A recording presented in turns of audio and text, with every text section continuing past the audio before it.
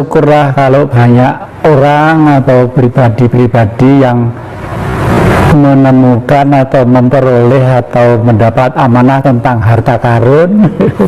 Tapi saya tidak boleh berpikiran tentang itu, karena bagi saya harta karun Bung Karno itu adalah ajaran Bung Karno, Pancasila atau Marxisme itu sendiri. Nah, kalau Pancasila masih abstrak, artinya zaman Orde dulu Pancasila, tapi kenapa digulingkan?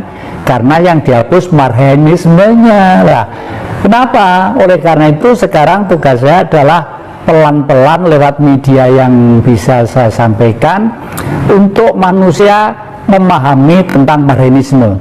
Karena Marxisme itu dari kata marhen, orang yang miskin karena sistem, bukan karena golongan, bukan karena kelompok dan sebagainya. Nah, jadi di dalam perjuangan yang diperjuangkan apa? Sistem itu sendirilah.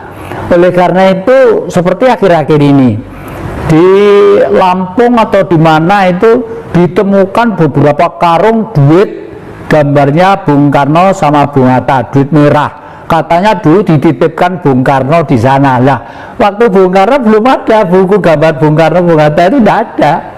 Ya baru akhir-akhir ini aja. Saya khawatir kalau gitu hal-hal seperti itu merupakan satu pembeloan permasalahan dan menghipnotis masyarakat secara umum supaya tergiur oleh kamuflase yang tidak rasional tadi itu. Yang kedua, kalau duit itu disebar semuanya sendiri, Bung Karno memang insinyur, ahli politik, tapi pikirannya sangat eksak. Justru sangat eksaknya itulah Bung Karno berpikir, kalau duit nanti disebar di mana-mana jumlahnya nggak karu-karuan, kan inflasi, akhirnya harga beras itu bisa juga sekian juta, sekian ribu, itu tidak boleh. Bagaimanapun peredaran duit itu dilindungi, diatur dan dikendalikan gitu ya.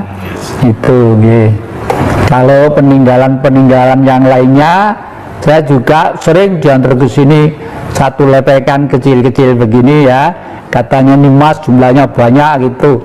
Ini mau disuruh beli apa dikasihkan? Kalau suruh beli saya tidak ada uang gitu. Ini Pak untuk contoh aja, nanti kalau tertarik bisa datang ke sana gitu. Oh iya, kalau punya duit saya tak ke sana. Sampai sekarang saya simpen aja di almari sebagai, ya bukan emas, ya bukan emas ya. Ya mungkin buatan lah gitulah ya. Okay. Terus ini Ki, bisa nggak pemimpin Indonesia setelah Jokowi ini ditarik ya? Tentang banyak yang bertanya, bisa apa enggak setelah Jokowi itu pemimpin Republik Indonesia itu ditanyakan ke tarot gitu ya. Nah, kebetulan pada waktu itu saya tidak tanya siapa RI 1 atau siapa pemimpin Indonesia. Saya hanya bertanya, ternyata jawabannya itu, maaf ya, menakutkan. Kenapa menakutkan? Karena satu, ada gambar tarot yang judulnya itu seorang jaksa yang ditutup wanita ya, ditutup matanya lalu membawa pedang dua dipegang begini, pengadilan. Yang kedua, lalu si dungu, ada gambarnya si dungu itu seorang laki-laki yang seperti orang agak idiot tapi main-main duit begini, main-main duit. Lalu kartu yang ketiga adalah Raja Putri, artinya Indonesia tetap akan manis dan indah, tapi repotnya nanti itu kartu yang terakhir itu apa? Gambarnya orang saling bertengkar gebuk-gebukan. Itu ya, setelah melihat itu kok saya itu lalu jadi masuk ke sekarang ini sudah mulai banyak orang yang kehilangan keseimbangan pikiran. Itu salah satu wujud di lapangan bahwa ternyata memang bertengkar dikarenakan butuh makan itu ternyata memang tetap ada lah. Oleh karena itu setelah itu khayalan saya baru, oh mungkin memang ini yang saya maksud, kita akan masuk dalam situasi sakit terhimpit sampai ke langit.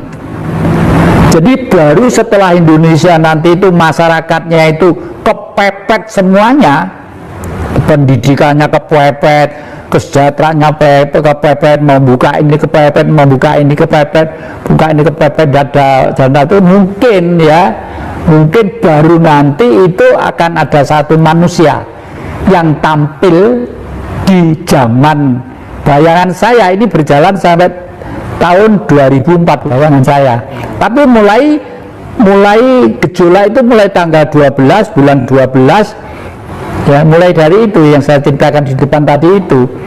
Oleh karena itu di depan nanti mungkin setelah manusia itu semakin lama semakin bingung ya, orang politik enggak, dalam tanda petik enggak kangge, orang-orang profesor doktor juga enggak dihiraukan, hanya mencari seseorang yang ngerti tentang perasaan rakyat, mungkin itu. Karena rakyat itu tidak butuh duit, tidak butuh titel, tidak butuh embel-embel macam-macam, butuh wetenge wareg, uripe iki tentrem ayem. Tentrem ayem itu tidak butuh duit, butuh suasana dan kebijaksanaan. Itu ilmu juga. Kalau di pewayangan digambarkan sebagai Prabu Puntadewa, jadi ratu sederhana. Kalau yang ini masih pakai ini ya, pakai macam-macam. Kalau Prabu Puntadewa enggak mikir ini, enggak mikir ya. Jujur digambarkan kakinya itu enggak nambah lemah, nawang begini. Artinya enggak duniawi gitu lah artinya itu. Nah, kalau bangsa harus seperti Bratasena, wagah itu. Bangsa harus tegar, wagah, tapi ratu harus tetap sederhana. Ya, terus di tahun 2004 kira Indonesia itu seperti apa di mata Ki? Bayangan saya hanya dengan sistem kerajaan ala Jawa ya, maaf loh, bukan Mataram loh ya. Solo, Jogja itu Jawa, tapi Mataram lama sampai ke Mataram baru. Yang Mataram lama waktu yang Sultan Agung Hanyokrokusumo itu waktu menyerang ke Batavia, itu tadi di televisi saya sebarkan cerita kuda lumping itu sebenarnya Prabu yang Sultan Agung menyerang Batavia ya, itu. Jadi nanti itu kalau sudah dipimpin oleh seseorang yang seperti itu mungkin akan damai, ayem, tentrem gitu ya. Itu harus bijak lah gitu. Akhir-akhir ini apakah yang jadi dapat pesan gaib dari leluhur atau guru sejati? Ya, saya selalu konsultasi dengan guru sejati saya ya. Guru itu bagi saya ada 3. Guru hidup adalah bapak dan ibu saya ya. Itu guru waktu sejak kecil saya belajar dari beliau dan hasilnya memang hebat sekali. Guru yang kedua adalah guru politik. Itu saya mencari guru, harus mencari seorang politikus yang terbesar kelasnya dunia, yaitu Bung Karno, yang pernah menghimpun Asia, Afrika, Amerika Latin untuk mewujudkan perdamaian dunia dengan kegiatan yang dinamakan olahraga dan kebudayaan dan kesenian, the game of the new emerging forces ya, satu kekuatan baru membentuk suatu dunia baru itu ya. Yang ketiga adalah guru sejati yang diberikan kepada jati ya, karena jati ini, guru sejati itu siapa? Diberikan sejak saya dalam kandungan ibu, berbentuk cahaya. Cahaya itu adalah cahayanya Allah yang bersinar kepada setiap titahnya, baik kepada binatang, baik kepada cacing, kepada pohon-pohon, kepada gaib-gaib, kepada gendruwo, kepada tuyul, kepada apalagi kepada manusia. Di antara ciptaan-ciptaannya tadi yang paling istimewa adalah bercahaya di dalam tubuh manusia. Oleh karena itu di dalam agama disebutkan manusia itu adalah makhluk yang dimuliakan oleh Allah. Di dalam agama Islam seperti itu. Artinya hanya manusia yang patut terdepan untuk membawa kehidupan yang nyata dan tidak nyata, yang gaib dan tidak gaib, yang kecil dan yang besar itu adalah manusia. Nah, Bung Karno sudah membuktikan itu di zaman era baru. Makanya di Jakarta itu budaya di Timur Tengah sudah diboyong ke Jakarta.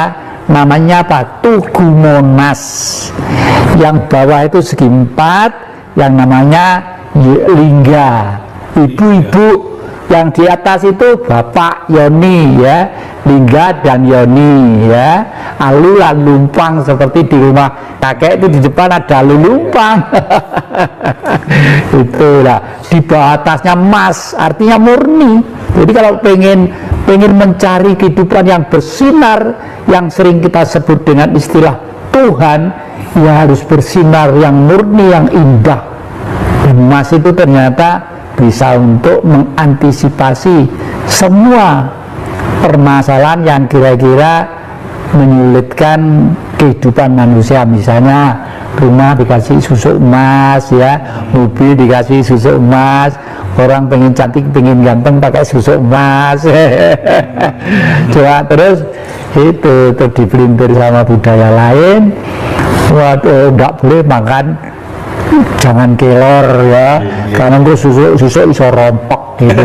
Padahal kelor itu misinya bagus, istimewa untuk pengembangan gen-gen dan netralisir kembali organ-organ tubuh ini ya. Terus ini masih satu, bagaimana yang jadi memahami konsep hari akhir? Hari akhir ini konsep saya hanya satu, mudah-mudahan nanti itu kalau saya sudah terasa untuk sukma itu pindah ke alam lain, saya sudah pesen ke anak cucu saya, tolong kakek nanti dibakar aja gitu ya. Mungkin bisa buka-buka lagi bapak buku-buku di belakang itu, kakek itu siapa tahu ada sempitan duit di sana untuk ongkos bakar ya. Kenapa kok dibakar? Pada hakikatnya manusia itu jasmaninya itu dipinjami oleh alam ya. Daging dipinjami tanah, tulang dipinjami air, darah dipinjami api ya, lalu nafas dipinjami udara. Nah itu sang suci Tuhan harus kembali ke singgasananya Tuhan. Siapa? Di mana singgasananya? Di matahari. Makanya rumah kakek itu ada simbol kerajaan Majapahit, 8 penjuru dunia itu, penjuru 8 itu ya, itu lambang Majapahit. Majapahit itu 341 tahun karena pribadi manusianya menganut ajaran Buddha dan kehidupan sehari-hari akrab dengan semesta alam. Lalu di era modern disebut Hindu Buddha, Siwa Buddha ya. Siwa itu angkasa, Budi itu adalah pribadi manusia. Dan manusia sadar bahwa manusia itu dulu-dulunya adalah material yang berasal dari langit. Makanya Siwa itu mesti gambarnya biru karena langit gitu loh ya. Okay.